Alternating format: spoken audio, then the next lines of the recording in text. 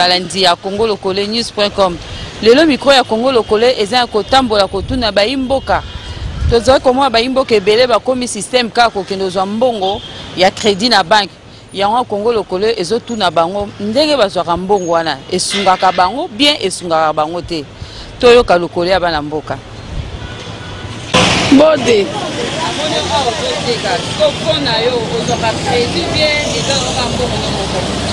Bon, nous avons besoin de crédit dans la fin de l'année.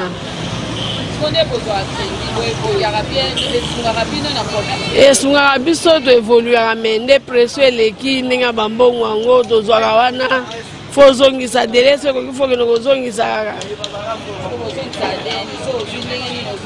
So $800. Au bas nous zongi sa après 2 semaines $10.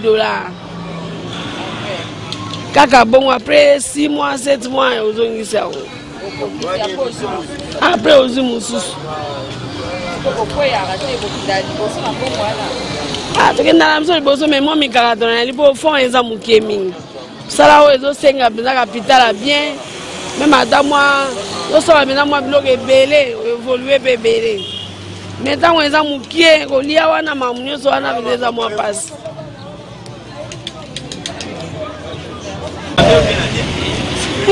Tous travailler na passe vraiment pour capital des amoukiers. Tous les sungi. Moi ba crédit tous sur la banque wala benda pression makasi. Côté kamara mute pour tous capital à malongade. Kolia la passe makamunyo so benda za passe ben bana banque de l'école passe. Donc tous travailler benda bien dé. Bon. Tous aller dans la banque benda. Tous travailler pour nos gens dans la banque. Donc, on se retrouve benzate. 100 wana dozo à $25 par mois. Donc, on va amener les guébérés. Intérêt na bango likolo. Dozo ngisa ben intérêt. Ba 25 be likolo. 125. Mais délai à moukié be pression eleki. Bon, nga na zonga mbongo ya crédit na me namona ekotsanga isunde banyongo lisusu ndo nde nazoeki mbongo na kokaka kozongisa ngo lisusu te na koti su banyongo ya bato mpona zongisa na evolue ki te zongisa yenga nsima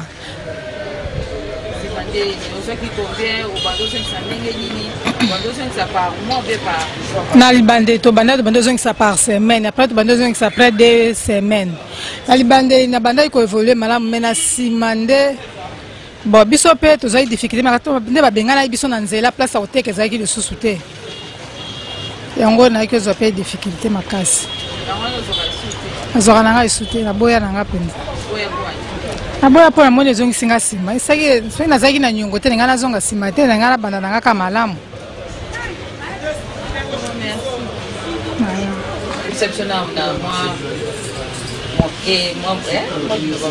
Ah, maman, les crédits c'est bien, mais nos banques nous compliquent trop. Condition d'abord pour nous crédit, ça d'abord pas si n'importe quoi biso. Ils sont vraiment trop compliqué. Et puis crédit on sort aux manière au bar au sengelo au sengi kaka moi on a baillé de maman non c'est dans les affaires c'est pas comme ça. D'abord de un gouvernement na biso ezoko aider biso te. Il faut bangonde balandela ba banque wana. Pour ba octroyer d'abord crédit. Pas si condition ba repérer l'eau. Pas si condition. Neti par exemple bagage neti oui je vais investir dans un projet nanga mais nga dans un gage aussi mbisate. Si ko ne ba repérer sanga crédit et je veux évoluer comment. Donc yango ba sur moni ba oh to travail ba indien ba zana ba libanais ba c'est ba kina ba mboko na ba zo ba crédit minene yango zo mona lelo ba zana ba entreprise minene ya informatique biso to zaka au reculer ba marché gouvernement na biso ba zo pesa ka ba étranger ba indien na ba libanais est-ce que ils a digne on va voir dans marché minier on a que on va privilégier biso mo bana mboka. Donc vraiment ils a pas si mingi na mamba ba crédit na mamba gouvernement na mamba marché maman c'est la mort. Bon mbongo maman mbongo yo moza maele nga so na zui mbongo pour un projet, donc je investis dans ce projet pour la récupérer pour que j'aille de l'avant. Mais on suppose nos crédits au sein de nos projets, on a toujours au sein de nos marams, ce que on investit dans nos c'est simbité. Donc et on a des mbongo les a maele ce que ya mutu na mutu. Crédit est bien, mais zala na boanya ya osale lango. Kozwa ko kenengosenga crédit pour kana ke no senga crédit. Musu mona musu azu crédit, asali projet na eta sombi na mutu kanae. Asali na mara musu c'est comme donc c'est la crédit ba na banque et comme un problème. Le crédit ça se dépend à montant de 8.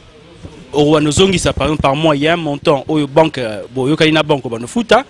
Donc, ce qui montant ici, il y a banque qui fait récupérer intérêt naïe. Intérêt c'est à 2%, ça dépend quand il y a montant. Mais heureusement que c'est avec intérêt à banque. Donc voilà. Merci papa. Merci. Bon, normalement, na mbongo à crédit, pour évoluer, et na mbongo cannabis c'est un peu difficile parce que ce qu'on d'abord, par exemple, si on va payer sur crédit, tu reçois les crédits, conditions à kozongisa et vous permettre d'abord de récupérer parce que ce que tu as vente, ça pose aussi un problème. Vente ils ont posé problème par mois par exemple, il faut que tu autant montant X. Et quand aux autres qui déjà monté aux autres créé trou. Vente intérêt à bien donc ça pose souvent des problèmes au moment yo client na banque beaucoup un problème comme on l'andana ça va poser un problème. Par exemple, si vous $1000, combien est-ce que vous pouvez évoluer dans le commerce ou bien comment? D'abord, na biso prendre $1000 au côté canine, au sombanine. Bon, ceux qui par exemple n'a eu $1000, monter à kozongisa par mois, tamsu bagoye biso zongisa gana chaque mois, par exemple $20 ou $30. Bon, imagine-toi, na 1000 wana, qu'est-ce que tu vas vendre pour na kobando zongi ça monter un mbongo wana et mbongo wana oko risqué et sili okoti na mbongo na yo moko na kati pour na kofuta banque parce que ozo futa peu place ozo teka ozo futa batu par exemple ça pose de problème.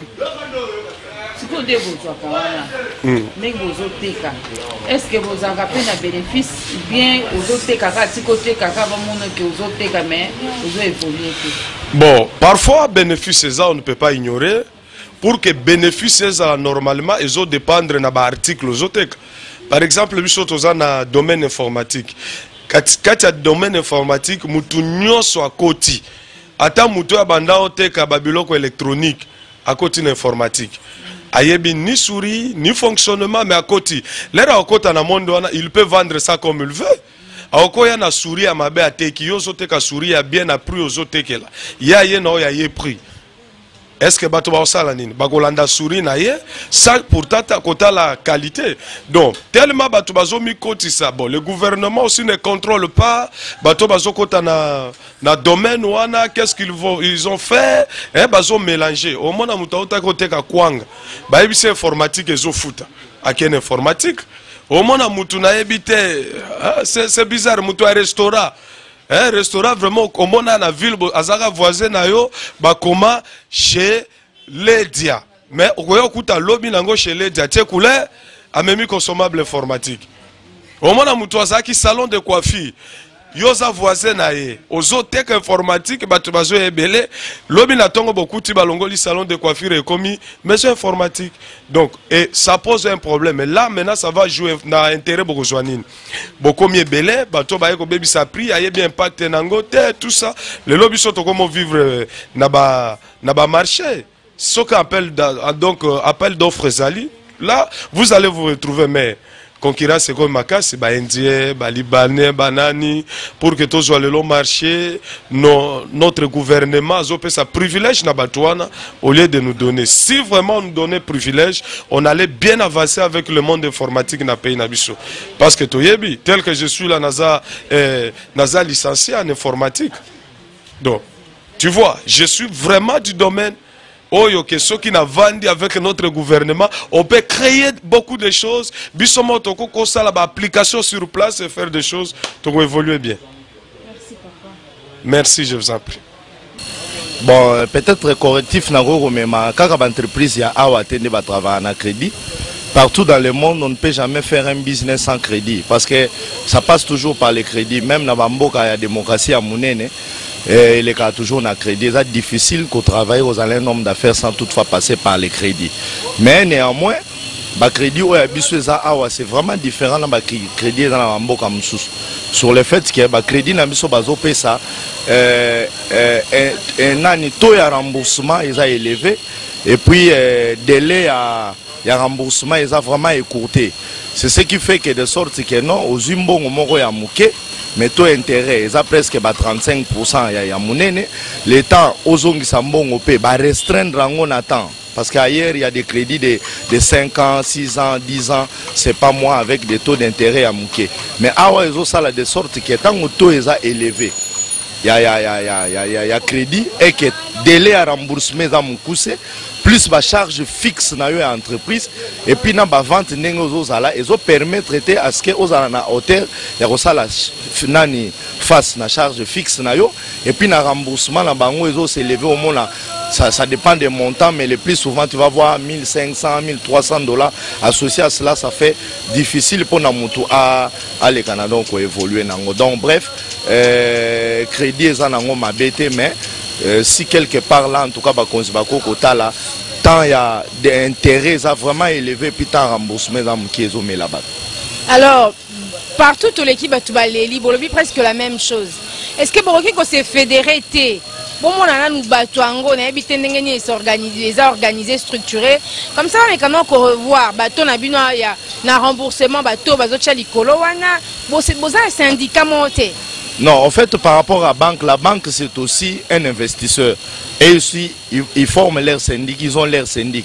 Le problème, c'est que c'est l'État qui est démissionnaire. L'État n'a aucune banque où il fait le crédit aux gens. Alors, ce qui l'État qui kozonga na méthode wana na ba banque na efficace azoko pesa, ces gens-là seront noyés parce que ba obligé à rolanda to à banque. Mais d'ici là, en tout cas donc ata banque mon côté à l'été pesa bateau crédit, tozoko remercier quand même batouana parce que ce sont des micros na ba banque à microfinance, ils sont en train de penser à l'homme congolais, na investisseurs congolais en les détruisant. Mais l'État, il est absent dans ce secteur-là. Comment voulez-vous donc on doit menacer les gens alors que l'État, c'est l'État qui a menacé. Merci beaucoup. Oui, merci maman Mariam. Bon, pour répondre en toute sincérité, depuis tout côté dans le monde à crédit et basculer vraiment l'activité dans la casse. Et basculer. Je me souviens encore d'être dans l'année 2007-2008, alors que tout ça côté normalement on a vu ma crédit est là. Tout ça va créditer, maintenant qu'on s'est retrouvé dans l'activité dans un petit moyen, c'est normal. Mais être commis 2008-2009, être comme qu'on s'est lancé dans ma crédit, vraiment et comment c'est compliqué. Donc c'est comme si ROTK, comme côté que la banque. Le monde autour de cas est na banque aux futaka nyongo mais na pas de se poser question na bon mais quand tu teka et tu teka biloko wana ezaki ndengeni toi en fait tu vas parvenir à créer ba réserve na biso na bandako sans que tu fonga ba compte na banque mais kaka ya tu bandi makama crédit maman Mariam et comme passe na habité ce qui peut-être ils appellent lié à la baisse d'activité ou bien nini na comprendre vraiment na sali ba analyse modèle mais na comprendre kakate donc na monique système à crédit oyo et ko favoriser vraiment donc on travaille on dirait cheval tout c'est la moutou dans le sens où on a aussi la banque donc normalement tout c'est la banque parce que elle aussi mon banque et elle quoi on a défi bon pas yo Mariam il faut en foutre un intérêt. C'est normal.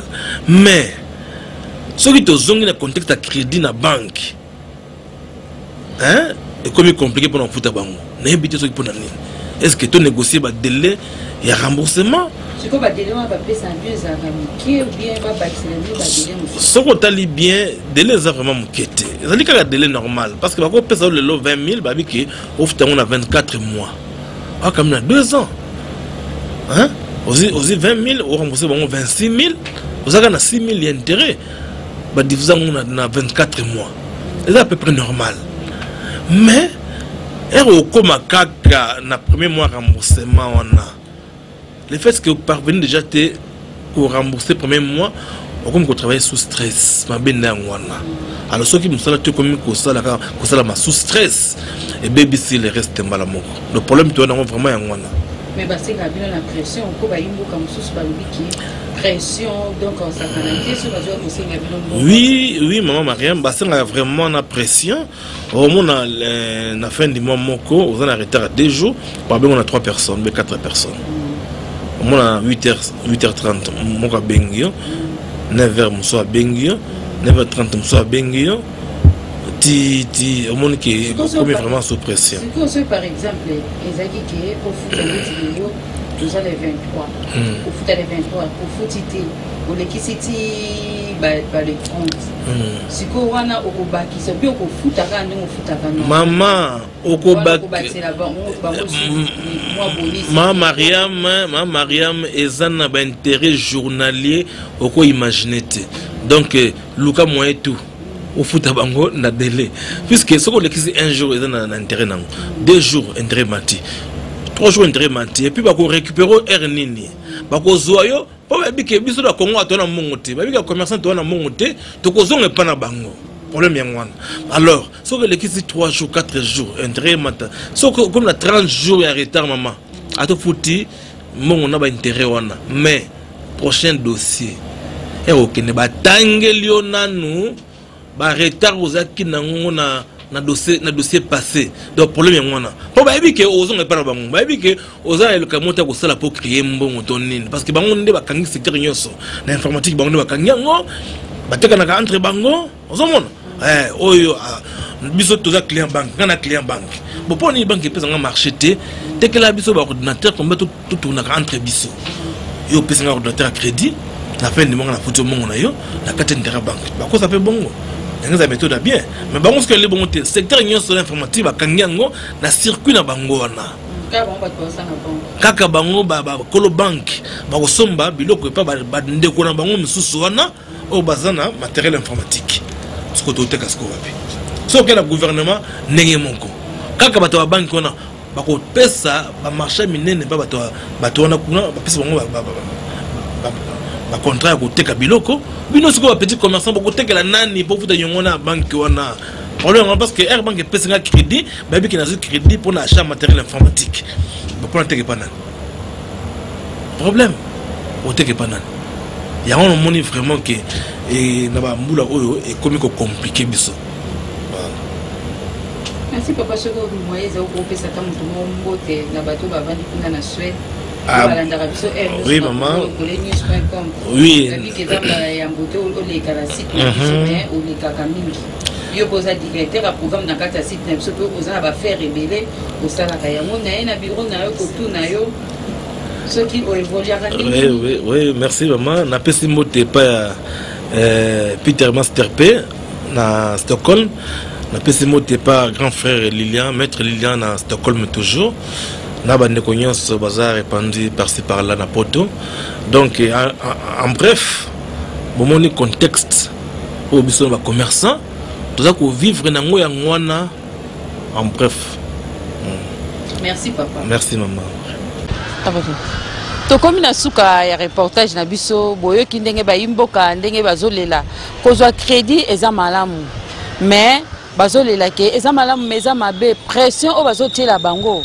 Eza yango te bazali komona bandeko ya bamboka mususu ya bapaya bendien ba chinois ba libanais bazoke na bamboka na bango bazoke kozwa ba crédit bazoya bazoko avancer mais bango bana mboka bazoko avancer te bazoke kozwa ba crédit na ba banque bazoko avancer te bazolela babi pression eleki bakozwa mbongo muke mais modèle pression ezo salama ya osakana te en plus na batu mususu babande ko sala ba restaurant batu mususu bande ko teka mai batu mususu azoteka bilamba akolinga kaka akoma comme azomona muninga na ye azoteka mo eloko moko songolo ezoko tembongo ye pa kolinga aya kokase muninga yango balobi ke marché ekomi mwa kilo donc ba crédit bazozwa ezo correspondre te na ndenge biloko na bango bazotekela.